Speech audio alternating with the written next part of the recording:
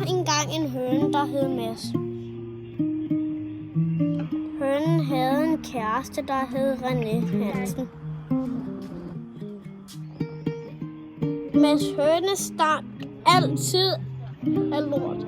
Føj og fy for satan i himlens navn, sagde folk altid, når de gik forbi hønen med.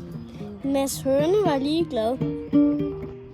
En dag kom politiet forbi og sagde, hvis du ikke går i bad, så fyrer vi dig. Det blev Mads høne ikke så glad for. Hvorfor stinker hønen altid af lort? Det er fordi, at den ikke går i bad. En dag skulle hønen til fodbold, men pludselig så faldt den over en sten og landede i en dum mudderpøl. Det var han meget glad for.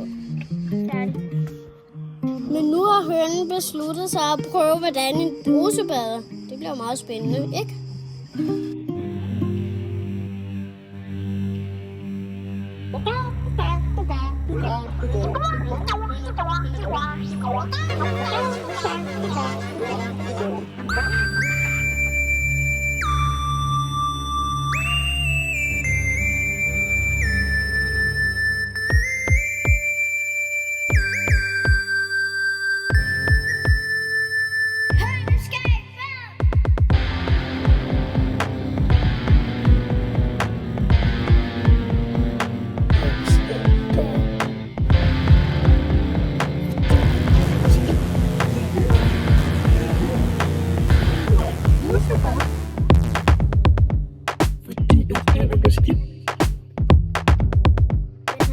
Men han står i et badekar.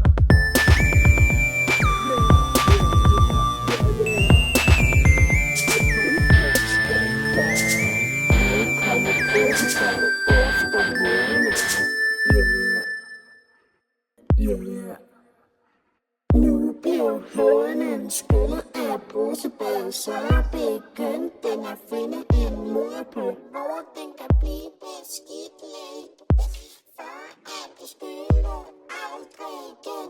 Hønen skal